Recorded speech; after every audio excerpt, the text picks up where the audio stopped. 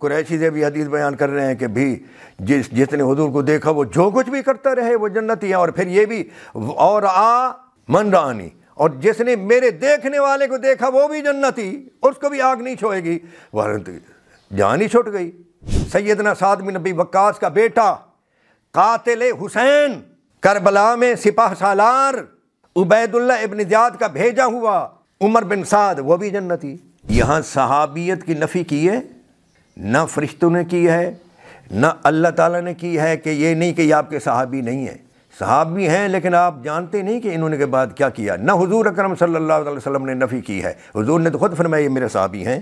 جو ایک تسمہ یا دو تسمے جو انہوں نے چرائے تھے، جو زندہ تھے وہ لے کر آئے، تو وہ تو خوف خدا کھا کر آئے نا کہ یہ تو چھوٹی سی چیز بھی بخشی نہیں جائے گی، تو وہ تو صحابی تھے۔ حضور اکرم صلی اللہ علیہ وسلم نے فرمایا یہ بھی آگ کے تسمے ہوتے۔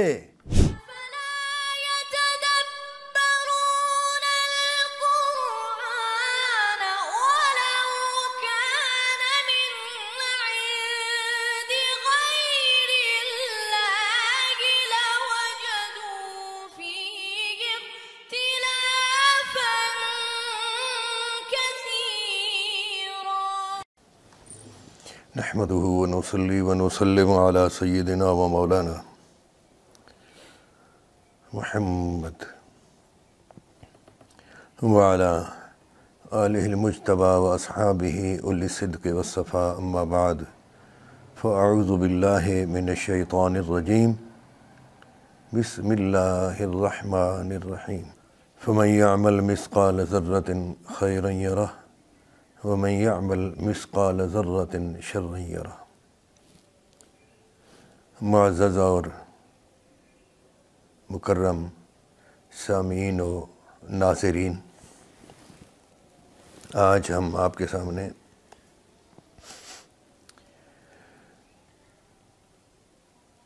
ایک حدیث پر کلام کرنا چاہتے ہیں،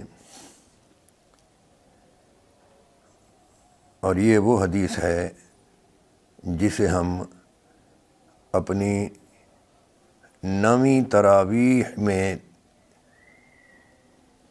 کی گئی تلاوت جو ہے اس کے خلاصہ میں پیش کی تھی، اور آج یہ 11ویں تراویح ہے۔ ہاں، تو میرے سامنے یہ حدیث آئی، بلکہ میرے پاس بھیجی گئی ایک کلپ کی صورت میں۔ ایک ٹی وی چینل پر کچھ علماء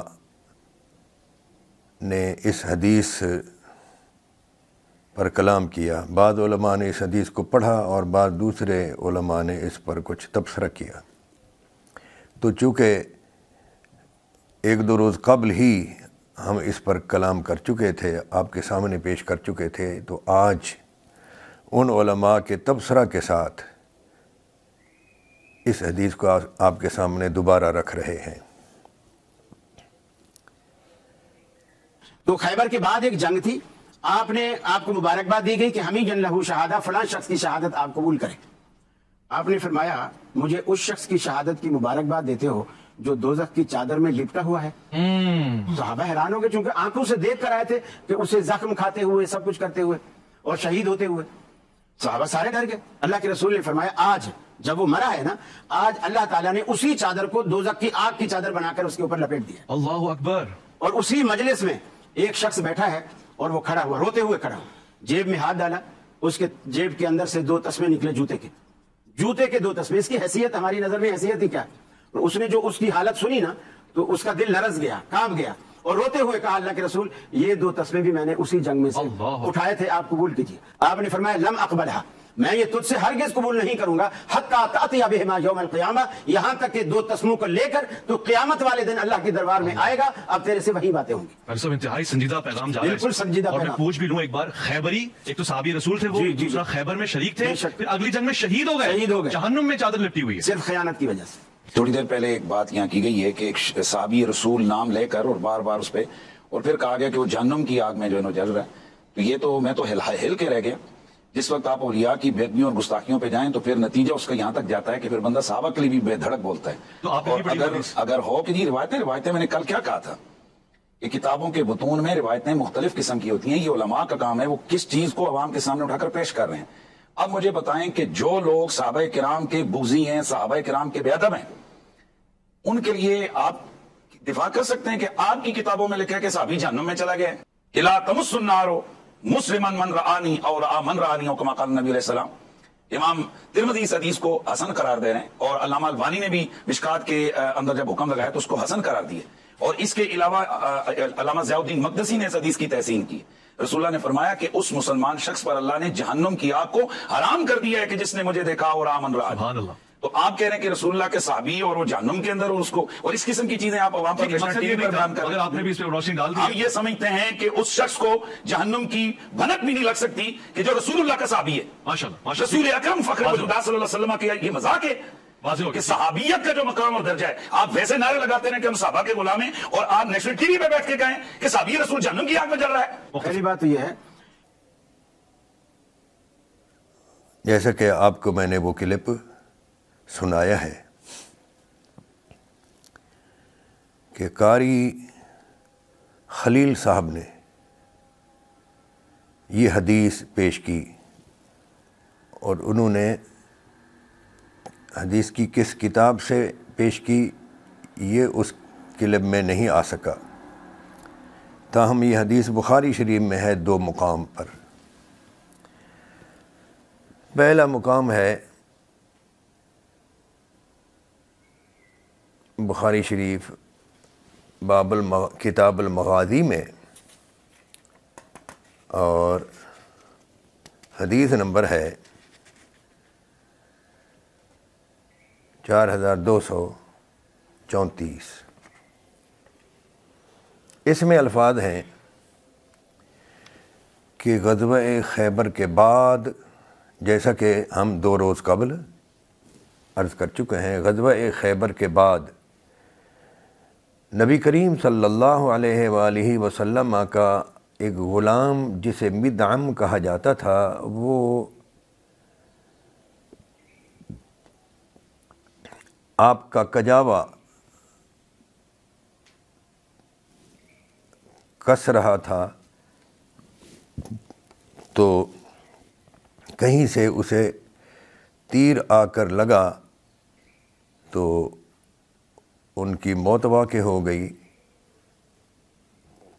تو لوگوں نے کہا ہنی ان لہ الشہادہ، اس کو شہادت مبارک ہو. یہ تو ہے حدیث نمبر 4234. پھر یہ حدیث دوبارہ بخاری شریف میں آئی ہے 6707.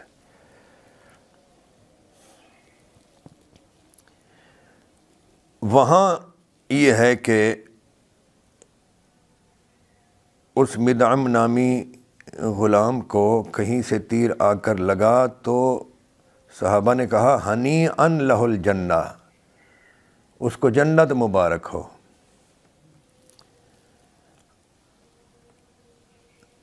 نبی کریم صلی اللہ تعالیٰ علیہ وآلہ وسلم نے اس پر فرمایا کلا، ہرگز نہیں. اس ذات کی قسم جس کے قبضہ قدرت میں میری جان ہے، وہ کمبل، یہ ترجمہ کیا ہے بخاری شریف کا مولانا محمد داود راز، اہل حدیث ہیں.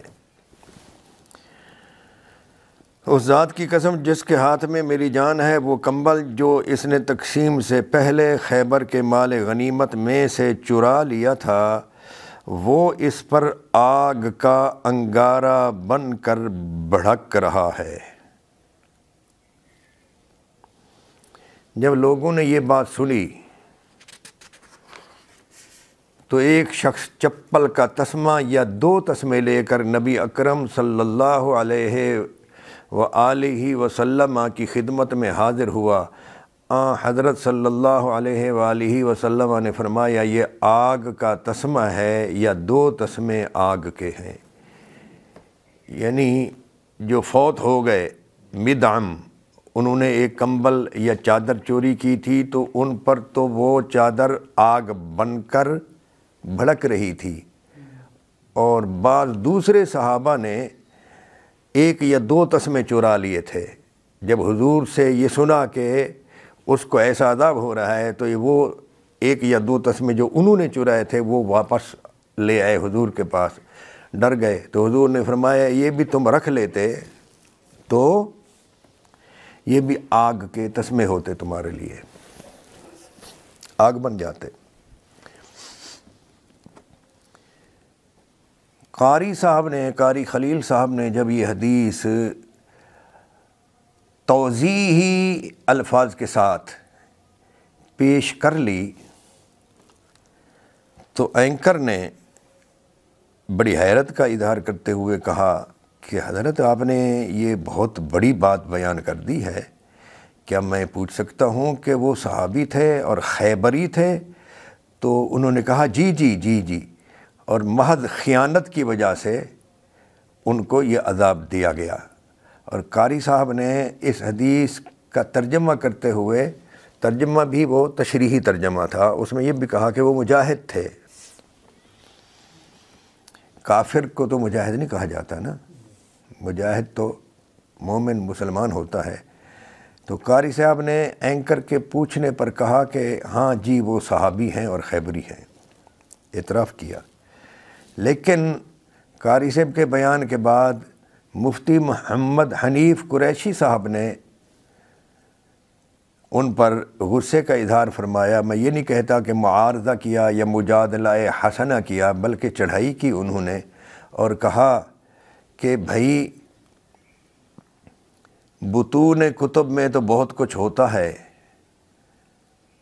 اور ہم اگر ہر چیز بیان کرنے بیٹھ جائیں اور وہ بھی نیشنل ٹی وی پر، تو پھر پبلک کا کیا بنے گا، لوگ کیا سوچیں گے، اور پھر جو لوگ صحابہ کے بغضی ہیں ان کو موقع ملے گا، تو یہ تو بات درست نہیں ہے۔ ان کے اپنے الفاظ ہیں، جیسا کہ آپ ان کے کلپ میں غور کر کے سن لیں گے۔ اور میرے سامنے جو حاضرین بیٹھے ہیں انہوں نے تو سن لیا ہوا ہے۔ اس کے بعد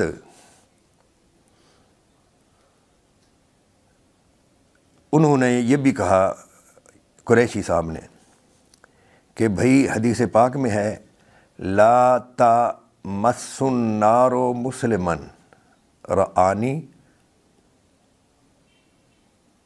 اور رآ من رآنی، اس مسلمان کو آگ نہیں چھوئے گی جس نے مجھے دیکھا یا میرے دیکھنے والے کو دیکھا۔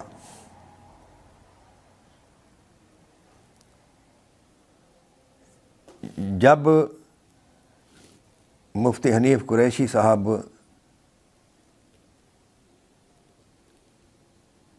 اگر میں کہوں تو میری زبان پر ایک لفظ آ رہا ہے،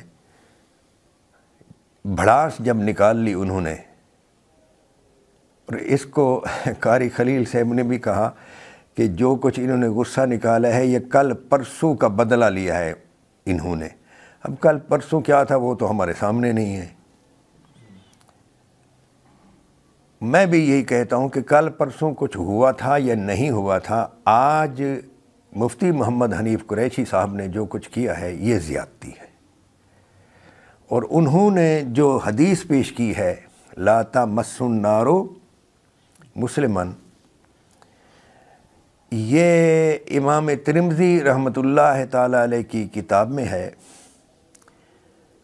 اور اس کو قریشی صاحب نے تو حسن قرار دیا کہ امام ترمذی نے فرمایا کہ یہ حسن ہے، حالانکہ امام ترمذی نے صرف حسن نہیں کہا، انہوں نے فرمایا حسن غریب۔ اور علماء کرام نے لکھا ہے کہ جب وہ کسی حدیث پر حکم لگاتے ہوئے جو پہلا لفظ بولتے ہیں نا وہ سند کے لیے ہوتا ہے، اور جو دوسرا لفظ بولتے ہیں وہ متن کے لیے ہوتا ہے۔ یہاں حسن اور غریب دو لفظ بولے ہیں نا، تو اس کا مطلب یہ ہے کہ سند کے لحاظ سے تو یہ حسن ہے، لیکن متن کے لحاظ سے غریب ہے۔ اس میں ایک راوی ہے، سنن ترمذی کی سند میں ایک راوی ہے طلحہ بن خراش۔ اس کے بارے میں حافظ ابو الفتح محمد بن حسین الازدی نے کہا ہے کہ یہ جو طلحہ ہے یہ حضرت جابر بن عبداللہ سے مناکیر منکر متن جو ہے نا، جو قابل قبول نہیں ہوتے، ایسے متن ان سے نقل کرتا ہے۔ امام ذہبی نے بھی لکھا ہے میزان الاعتدال میں کہ قال الازدی لہو ما ینکرو، ازدی کہتے ہیں کہ ان کا ایسا کلام ہے جو قابل قبول نہیں ہے۔ اکمال تہذیب الکمال میں حافظ مغلطائی نے بھی یہی لکھا ہے، تہذیب التہذیب میں حافظ ابن حجر عسقلانی نے بھی یہی لکھا ہے۔ اور ایک اور راوی ہے اس سند میں، اس کا نام ہے موسیٰ بن ابراہیم انصاری۔ حافظ ابن حبان نے اس کو اپنی کتاب الثقات میں ذکر کیا ہے، لیکن ساتھ یہ بھی لکھ دیا ہے کانا ممن یخطئ، یہ ان لوگوں میں سے ہیں جو خطا کرتے ہیں، یعنی غلطی کرتا تھا۔ تہذیب و تہذیب میں بھی اس کو برقرار رکھا گیا ہے، ہرچند کے حافظ ابو الفتح ازدی جو ہیں ان پر کلام ہے، یعنی جو وہ جرح کرتے ہیں نا، ان کی جرح پر کچھ لوگوں کو کلام ہے۔ تاہم یہ قول نقل کرتے ہوئے حافظ مغلطائی، حافظ ذہبی، حافظ ابن حجر عسقلانی، ان میں سے کسی نے بھی اعتراض نہیں کیا۔ اور دکتور بشار عواد معروف نے ترمذی شریف کی تخریج کی ہے، بہت ہی زیادہ تخریج ہے وہ، اور اس ترمذی شریف کے نسخے کا نام انہوں نے رکھا ہے الجامع الکبیر وہو سنن الترمذی۔ اس میں انہوں نے لکھا ہے کہ ھذا متن منکر، یہ الجامع الکبیر یعنی سنن ترمذی کی جلد 6 صفحہ 167، حدیث نمبر ترمذی شریف کی حدیث نمبر ہے 3858 3858۔ مفتی محمد حنیف قریشی صاحب نے یہ بھی فرمایا کہ اس حدیث کو البانی نے بھی حسن کہا ہے مشکاۃ شریف میں۔ مشکاۃ شریف میں البانی نے صرف امام ترمذی کا حسنہ کہ رواہ ترمذی، نیچے انہوں نے لکھ دیا ہے مشکاۃ کے قدیم چھاپا میں جو شروع میں البانی کی تحقیق کے ساتھ چھپا تھا، اس میں لکھا ہے قال ترمذی وحسنہ۔ لیکن ناصر الدین البانی نے ترمذی کی پھر دو قسمیں کی، صحیح سنن ترمذی اور ضعیف سنن ترمذی، اور پھر اس روایت کو ضعیف سنن ترمذی میں لے آئے اور کہنے لگے یہ ضعیف ہی ہے۔ التحقیق الثانی، میری نظر ثانی کے وقت، یعنی دوسری تحقیق جب میں نے کی نا تو اس وقت، اور پھر اس کو انہوں نے امام سیوطی کی الجامع الصغیر کو بھی دو صورتوں میں تقسیم کیا ہے، صحیح الجامع الصغیر اور ضعیف الجامع الصغیر، اور پھر اس حدیث کو ضعیف الجامع الصغیر میں لے آئے۔ لہذا یہ البانی سے جو انہوں نے نقل کیا ہے مفتی حنیف قریشی صاحب نے، تو یہ انہیں معلوم ہونا چاہیے کہ البانی اس سے رجوع کر چکے ہیں۔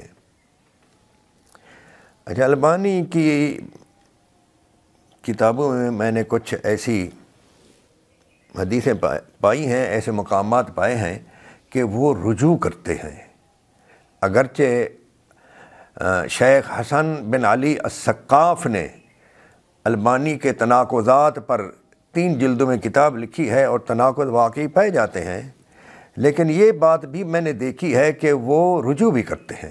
مثلا الانبیاء احیاء فی قبورہم یصلون، اس حدیث کو فرماتے ہیں میں ایک طویل زمانے تک ضعیف وغیرہ کہتا رہا، یعنی اس پر جرح کرتا رہا، اور پھر مجھے تاریخ اصبہان میں اور مسند ابی یعلا میں جب دیکھنے کا موقع ملا تو پھر میں اب رجوع کرتا ہوں کہ یہ حدیث صحیح ہے، اور ساتھ یہ بھی لکھا کہ لوگ تو میرے خلاف باتیں بنائیں گے لیکن میں لوگوں کی باتوں کی وجہ سے حق کی طرف آنے سے گریز نہیں کرتا۔ بڑی بات ہے۔ تو اس حدیث کو بھی اگر انہوں نے کبھی حسن کہا تھا تو اب وہ ضعیف کہتے ہیں۔ تو مفتی محمد حنیف قریشی صاحب سے گزارش ہے کہ آپ ترمذی شریف کی ضعیف حدیث کو بخاری کی اس صحیح حدیث کے مقابلے میں لا رہے ہیں۔ کیا آپ کا یہ خیال ہے کہ جو کوئی شخص مسلمان ہوا اور اس نے ایک مرتبہ حضور کو دیکھ لیا اور اس کے بعد پھر اس نے جیسے جیسے برے عمل کیے، کتنا ہی برے عمل کیے، تو کیا ایک مرتبہ دیکھ لینا ہی اس کے لیے کافی ہے؟ اگر یہی بات ہے تو پھر اس نے بھی تو دیکھا تھا جس نے چادر چرائی تھی، تو اس کو کیوں آگ لگی؟ چلیں وہ تو اسی وقت فوت ہو گیا، اور یہ بھی نہیں کہا جا سکتا، بعد میں قاری خلیل صاحب بھی تھوڑا سا رجوع کر گئے، جب چڑھائی کی نا انہوں نے تو کہنے لگے جی میں نے یہ نہیں کہا تھا کہ وہ صحابی ہیں، میں نے تو کہا صحابہ نے کہا کہ ان کے لیے شہادت مبارک ہو، حالانکہ وہ اینکر کے اعتراف کرانے پر اعتراف کر لیا تھا انہوں نے، صحابی ہیں جی، وہ مجاہد ہیں، صحابی ہیں اور خیبری، اعتراف کرانے پر بھی کیا، اپنی گفتگو میں بھی انہوں نے پہلے یہی کہا، بعد میں جب چڑھائی کی تو وہ بھی تھوڑے سے پھسل گئے، اس لیے کہ لوگ ناراض نہ ہو جائیں نا۔ تو گزارش یہ ہے کہ اگر وہ صحابی نہیں بھی تھا 2 منٹ کے لیے، مغالطہ تم عوام کو اگر دینا چاہو تو جو 1 تسمہ یا 2 تسمے جو انہوں نے چرائے تھے، جو زندہ تھے، وہ لے کر آئے، تو وہ تو خوف خدا کھا کر آئے نا کہ یہ تو چھوٹی سی چیز بھی بخشی نہیں جائے گی، تو وہ تو صحابی تھے۔ حضور اکرم صلی اللہ علیہ وسلم نے فرمایا یہ بھی آگ کے تسمے ہوتے۔ قاری خلیل صاحب نے جو یہ کہا ہے نا کہ وہ بندہ لے آیا تو حضور اکرم صلی اللہ تعالیٰ علیہ وآلہ وسلم نے فرمایا ہم تم سے یہ ابھی واپس نہیں لیتے، یہ ان کا معاملہ قیامت تک چھوڑتے ہیں۔ یہ پتہ نہیں انہوں نے کون سی حدیث کی کتاب سے پڑھا، میں تو صرف بخاری دیکھ کر آیا ہوں، انہوں نے کسی کتاب میں پڑھا ہوگا، ہم انکار نہیں کرتے۔ اب ہم آپ کے سامنے ایک اور بات عرض کرتے ہیں کہ آپ اس شخصیت کو صحابی مانتے ہو یا نہیں، اور وہ شخصیت ہے حضرت خالد بن ولید۔ حضرت خالد بن ولید سے غلطی ہوئی اور وہ بعض لوگوں کو قتل کر بیٹھے۔ نبی کریم صلی اللہ علیہ وآلہ وسلم کی بارگاہ میں مقدمہ پیش کیا گیا تو آپ نے سنتے ہی دونوں ہاتھ باقاعدہ بلند کیے، 2 ہاتھ بلند کر کے فرمایا اللہم انی ابرأ الیک مما صنع خالد، اے اللہ جو کچھ خالد نے کیا ہے میں اس سے بری ہوں، میرا اس سے کوئی واسطہ نہیں ہے۔ تو ایک مرتبہ کیا انہوں نے حضور کو نہیں دیکھا تھا کہ جو حضور کو دیکھے تو اس کو آگ نہیں چھوئے گی؟ تو بولیے صحابی ہیں یا نہیں؟ تو اگر ہیں تو حضور نے ان کے عمل سے، برا عمل ہے نا، چوری بھی برا عمل ہے، چوری کرنا، قتل کرنا یہ کبیرہ گناہ ہے. کیا ہے یہ؟ تو اس سے حضور نے برات کا اظہار کیا یا نہیں کیا؟ کیا ہے نا. آئیے میں آپ کو ایک اور حدیث پیش کرتا ہوں. صحیح مسلم میں ایک حدیث ہے، تم لوگ تو صحابہ کا ناجائز دفاع کر رہے ہو، عملی زندگی اچھے عمل کرنا اور برے اعمال سے بچنا یہ ہر اس شخص پر اسی طرح لازم ہے جس نے حضور کو دیکھا تھا، جس طرح کے بعد والے لوگوں پر لازم ہے. اور بات ایمان کی ہے. بات کس چیز کی ہے؟ ایمان کی. ورنہ یہ تو ضعیف روایت ہے جو قریشی صاحب نے پیش کی، اور وہ جو ہے نا کہ توبہ لمن آمن بی ورعانی، اس شخص کے لیے مبارک ہے، وہ شخص مبارکباد کا مستحق ہے، لمن رعانی وآمن بی، جس نے مجھے دیکھا اور مجھ پر ایمان لایا. اور بات ایمان کی ہے. اگلا جملہ ہے، فرمایا اس شخص کو 7 مرتبہ مبارک جس نے مجھے نہیں دیکھا اور مجھ پر ایمان لایا. اور اللہ کا کوئی نبی دنیا میں فقط اس لیے نہیں آتا کہ وہ اپنا دیدار کرا کر لوگوں کو جنت بھیج دے. وہ تبلیغ کے لیے آتا ہے، وہ اللہ کے احکام پہنچانے آتا ہے، اور مخلوق کو مخلوق کے ساتھ کس طرح گزارنا ہے، ایک بندے کو دوسرے کے ساتھ کس طرح گزارنا ہے، زندگی کیسی گزارنی ہے، اللہ کے ساتھ معاملہ کیسا رکھنا ہے، خلق خدا کے ساتھ معاملہ کیسا رکھنا ہے، اللہ کا نبی یہ بتلانے آتا ہے، یہ سکھلانے آتا ہے. کوئی شخص چوری بھی کرتا رہے، کوئی شخص قتل بھی کرتا رہے، کوئی شخص دوسرے صحابہ پر لعنت بھی کرتا رہے، اور مال غنیمت سے اپنے لیے زیادہ بھی ہتھیاتا رہے، اور پھر یہ سمجھا جائے کہ بس وہ حضور کو اس نے دیکھا تھا تو حضور کو دیکھنے کی وجہ سے سیدھا جنت ہے. یہ قرآن و سنت کے خلاف ہے. آئیے میں جو دوسری حدیث صحیح مسلم کی ہے وہ پیش کرنے لگا ہوں، اور وہ ایک ایسے صحابی سے ہے جس کا ہمارے لوگ بہت زیادہ دفاع کرتے ہیں. جن بعض صحابہ کہے جانے والے لوگوں کا ہم لوگ دفاع کرتے ہیں بڑھ چڑھ کر، ان میں سے ایک صحابی ہیں، انہوں نے یہ کہا ہے کہ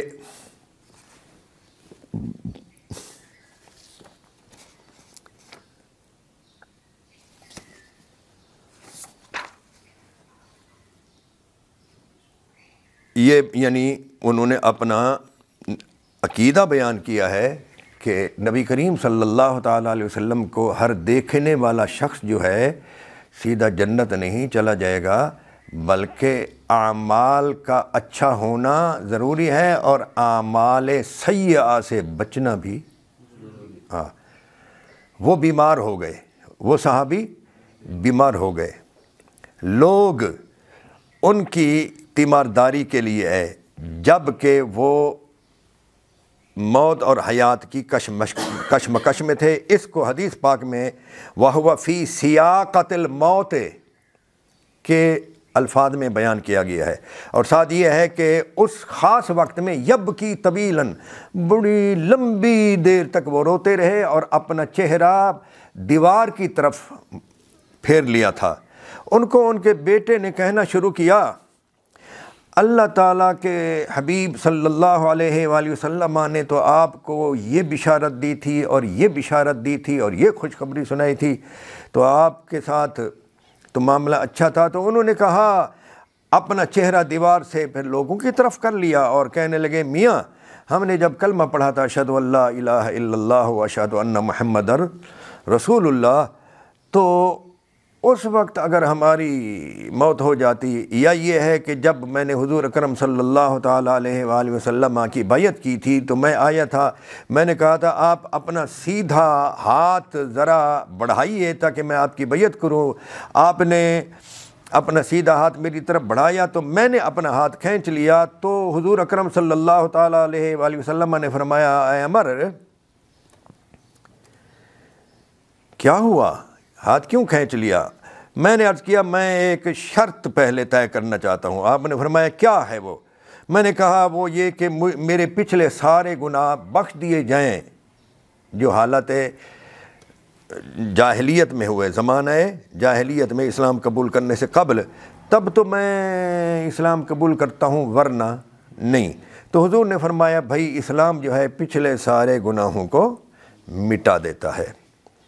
اس کے بعد پھر انہوں نے اپنے عشق اور محبت کی اور اپنے ادب کی کچھ باتیں بیان کی کہ میرا حضور کے ساتھ ادب یہ تھا، میری حضور کے ساتھ محبت کا عالم یہ تھا، میں حضور کو جی بھر کر دیکھ نہیں سکتا تھا، حیا کی وجہ سے ٹک ٹکی باندھ کر مجھ سے کوئی کہے کہ حضور کی صفات کیسی ہیں، حضور کا حلیہ کیسا ہے، تو چونکہ میں آنکھ بھر کر دیکھ نہیں سکتا تھا تو اب میں حضور کی صفات اور آپ کا حلیہ بیان کرنے سے قاصر ہوں۔ یعنی یہ انہوں نے اپنے خیالات کا اظہار کیا۔ ان خیالات کا اظہار کر کے معن یعنی فوراً یوں کہا لو متو علی تلک الحال لرجوت ان اکون من اہل الجنہ، اس حال پر اگر میں مرتا یا جو وہ حال تھا وہ اب تک میرا ہوتا، اب بھی میری وہی حالت ہوتی، تو پھر میں کیا لفظ تھے جی، لرجوت ان اکون من اہل الجنت، تو پھر میں یقیناً اہل جنت میں سے ہوتا۔ اب کیوں نہیں وہ یقین؟ فرمایا اس لیے کہ ثم ولینا اشیاء ما ادری ما حالی فیہا، اس لیے کہ بعد میں ہم کئی عہدوں پر فیض ہوئے اور پھر دنیاوی معاملات ہمارے ہاتھوں سے سرزد ہوئے اور اونچ نیچ ہوتی رہی، تو اب میں یہ نہیں جانتا کہ اب میرا کیا بنے گا۔ شارحین نے، صحیح مسلم کے شارحین نے یہاں لکھا ہے کہ انہوں نے اپنے اس جملے سے ثم ولینا اشیاء ما ادری ما حالی فیہا، اس سے انہوں نے ان امور کی طرف اشارہ کیا ہے جو انہوں نے معاویہ بن ابی سفیان کے ساتھ مل کر ان کی حکومت کا حصہ ہو کر جو امور وہ سر انجام دیتے رہے، ان امور کی طرف اشارہ کیا ہے۔ بھی وہ معاویہ کے ساتھ تھے اور مولا علی کے خلاف تھے، ہاں جی، اور قرآن کو نیزوں پر اٹھانے کا مشورہ بھی انہوں نے دیا تھا۔ اچھا، جن باتوں کی وہ پہلے تاویلات کیا کرتے تھے، غلط تاویلات کیا کرتے تھے، حدیثوں میں تاریخ سے نہیں، حدیثیں دکھا سکتا ہوں، انہی باتوں کا اپنے آخری ایام میں اعتراف کرتے تھے، حتیٰ کہ لوگوں نے کہا، عمار بن، ایک مرتبہ کچھ لوگوں نے کہا کہ رسول اللہ صلی اللہ تعالیٰ علیہ وسلم تو آپ کے ساتھ محبت کرتے تھے، تو انہوں نے کہا یار میں نہیں جانتا کہ حضور کی مجھ سے محبت تھی یا تالیف قلب تھی، البتہ حضور دو شخصوں سے ٹھیک ٹھاک محبت کرتے تھے۔ تو لوگوں نے کہا جی وہ کون سے؟ کہنے لگا ایک تو حضرت عبداللہ بن مسعود اور دوسرے عمار بن یاسر۔ تو بندے نے کہا جی وہ عمار بن یاسر جن کو آپ لوگوں نے قتل کیا تھا؟ تو کہنے لگا واللہ ہم نے ہی اسے قتل کیا، یعنی آخر میں وہ مانتے تھے۔ تو اس جیسے معاملات کی طرف اشارہ کیا ہے، شارحین نے کہا ہے کہ اس جملے سے ثم ولینا اشیاء ما ادری ما حالی فیہا، تو یہ تو ان کا بھی نظریہ نہیں ہے کہ فقط دیکھ لینے سے جنتی، بعد میں جو بھی کرتا رہے تب بھی جنتی۔ اور صحیح مسلم ہے کتاب الایمان اور حدیث الباب ہے 121، یعنی باب کے لحاظ سے حدیث کا نمبر ہے 121، اور دارالسلام ریاض کا چھاپا ہے، اور رقم المسلسل کے لحاظ سے ہے 321 اس حدیث کا نمبر، باب کون الاسلام یہدم ما قبلہ وقد الہجرہ والحج، اس باب میں۔ اچھا جی، مزے کی بات یہ ہے کہ اس سے پہلی جو حدیث ہے نا وہ بھی سن لیں ذرا۔ حضرت عبداللہ بن مسعود سے ہے، ذرا توجہ سے سنیے، پانی پھیر دیا ہے قریشی صاحب اور ان جیسے لوگوں کے خیالات پر۔ حضرت عبداللہ بن مسعود رضی اللہ تعالیٰ عنہ فرماتے ہیں قلنا، ہم نے عرض کیا یا رسول اللہ انواخذ بما عملنا فی الجاہلیت، ہم نے جاہلیت میں، زمانہ جاہلیت میں جو عمل کیے تھے، کیا ہمارا مواخذہ ان اعمال پر ہوگا؟ کیسا سوال ہے، جواب سنیے۔ فقال من احسن فی الاسلام لم یؤاخذ بما عمل فی الجاہلیت، جو شخص اسلام میں آ کر اچھے عمل کرتا رہا تو اس سے زمانہ جاہلیت کے برے اعمال کا حساب، مواخذہ نہیں ہوگا۔ ومن اساء فی الاسلام اخذ بالاول والآخر، اور اسلام میں آ کر جو شخص برائی کرتا رہا تو اس کا پہلے گناہوں کا بھی مواخذہ ہوگا، بعد والوں کا بھی مواخذہ ہوگا۔ اسلام میں آ کر کوئی مسلمانوں کو قتل کرے، اسلام میں آ کر کوئی مسلمانوں پر، صحابہ پر لعنت کرے، سب کرے، شتم کرے، اچھا انہوں نے تو ایک شملہ، ایک چادر چرائی تھی نا جی، ایک صحابی حضرت حکم بن عمر الغفاری، ان کو کہا ان کے اس وقت کے امیر نے کہ سونا اور چاندی میرے لیے مجاہدین میں مال غنیمت تقسیم کرنے سے قبل سونا اور چاندی میرے لیے الگ کر لو۔ اب یہ کہا جاتا ہے نا بھی صحابی کی جو اقتداء ہے، پیروی جو ہے وہ ضروری ہے، اور وہ امیر بھی تھے اور خود کو امیر المومنین بھی کہلواتے تھے۔ انہوں نے کہا حضرت حکم بن عمر الغفاری نے کہ میاں تیرا خط میرے پاس پہنچا ہے، لیکن تیرے خط سے پہلے، اچھا عربی میں کہ خط کو کتاب کہتے ہیں، یاد رکھنا، کتاب بھی کہتے ہیں عربی میں، خط کو کتاب بھی کہتے ہیں۔ اچھا تو انہوں نے کہا کہ میاں تیری کتاب میرے پاس پہنچی، لیکن تیری کتاب سے قبل میرے پاس اللہ کی کتاب موجود ہے، اور اس میں جو تقسیم کرنے کا حکم ہے میں اس پر چلوں گا۔ پھر کہا کہ لوگو یہ مال غنیمت تم آپس میں تقسیم کر لو، اور پھر کہا کہ اب میں یہاں دنیا میں رہ نہیں سکوں گا، یا اللہ تو مجھے اٹھا لے۔ تو ایک ہفتہ کے اندر اندر اللہ تعالیٰ نے انہیں اٹھا لیا، یعنی انہوں نے یہ ناجائز حکم نہیں مانا۔ چوری کرنا الگ ہے اور ضبط کرنا الگ ہے۔ یہ کہاں سے آپ نے لے لیا ہے کہ جی جس نے ایک مرتبہ دیکھ لیا وہ جنت میں جائے گا؟ آئیے میں آپ کو رسول اللہ صلی اللہ تعالی وسلم کا ارشاد بتاتا ہوں اور فرشتوں کا عقیدہ بتاتا ہوں۔ فرشتوں کا موقف کیا ہے، حضور کا موقف کیا ہے، آئیے یہ ذرا سن لیں۔ یہ بخاری شریف میں ہے جی۔